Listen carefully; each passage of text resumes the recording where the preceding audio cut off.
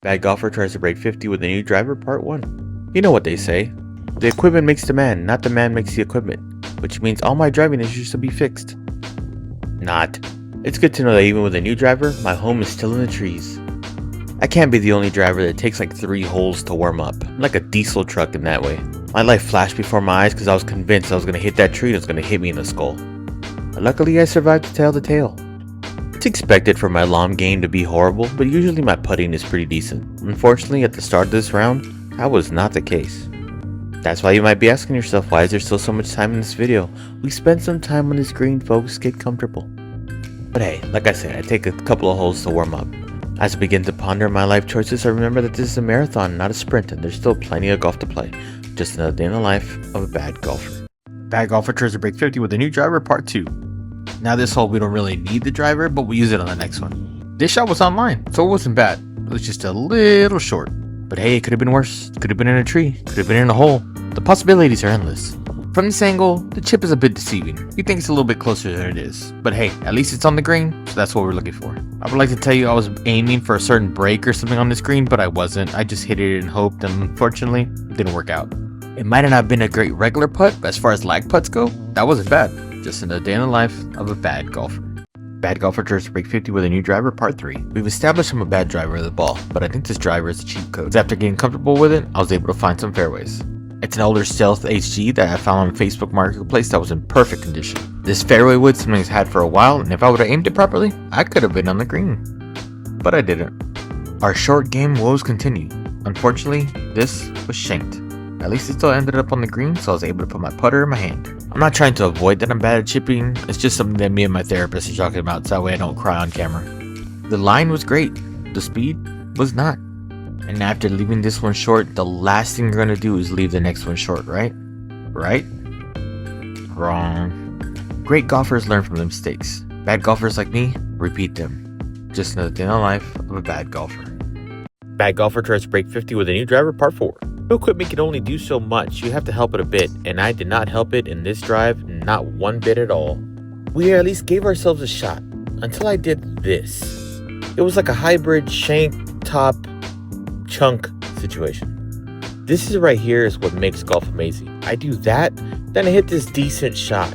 I can't find the middle ground, I'm either decent or incredibly horrible. With my golf cart sitting in the distance quietly judging me, I went ahead and just left this putt all kinds of short because, I mean, who wants to really make one at the end of the day? I think lip outs are emotionally scarring because it means that you missed the putt by maybe centimeters, which means you were close to being good, but not really. Just another day in the life of a bad golfer. Bad golfer tries to break 50 with a new driver, part 5. After taking a lot of time to warm up like a diesel engine, this was the first hole that I felt that the driver actually hit great. Now that's not on the equipment, that's on the player. Keeping with the tradition oldest time, I was expecting to scold this one because usually after a good shot there's a bad one. Luckily, this was pretty decent. Now all we gotta do is not mess it up. Let me share my secret to lag putting. Pick a spot, hit it, pray to God it gets there. Sounds like solid advice.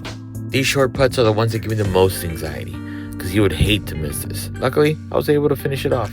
Just another day in the life of a bad golfer. Bad golfer tries to break 50 with a new driver, part 5. This is my first round with the driver. As the round went on, I got more and more comfortable with it. Let's not get out of hand. This doesn't mean it's going to be great, but this one was pretty good. After one of my better tee shots of the day, all I kept thinking is stay away from that water on the right. So as this ball slowly moved to the right, my heart just skipped a beat. Luckily, we stayed dry, but after 2 great shots, here comes the skull. Have you ever thought about what other people think about when you hit shots like this?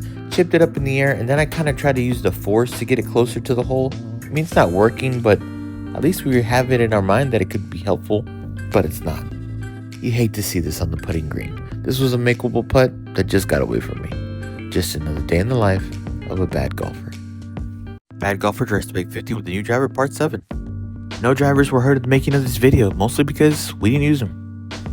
I wasn't hitting my irons great this day, so it was great to see one actually get over the water.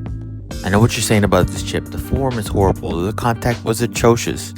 But at least it got on the green, so not bad.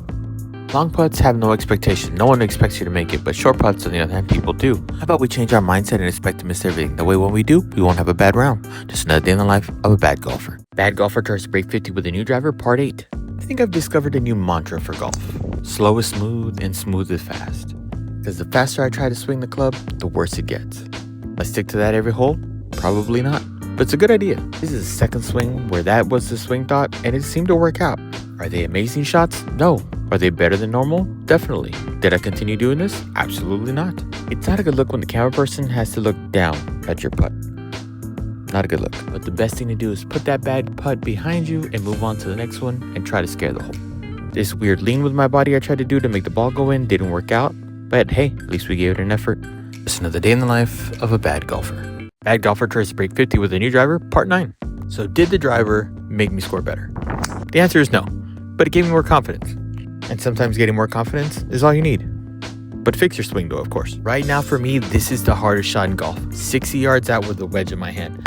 Don't know how hard to hit it, don't know what to do, so what do I end up doing? Sculling it 60 yards in the opposite direction over the green. Luckily, the golf gods were merciful on that second one, and I ended up on the green, because if not, we could have been here for a while. It wasn't pretty, but it was effective. If I could finish every round with a putt like this, I think I would play golf every day. It just feels good. Just another day in the life of a bad golfer.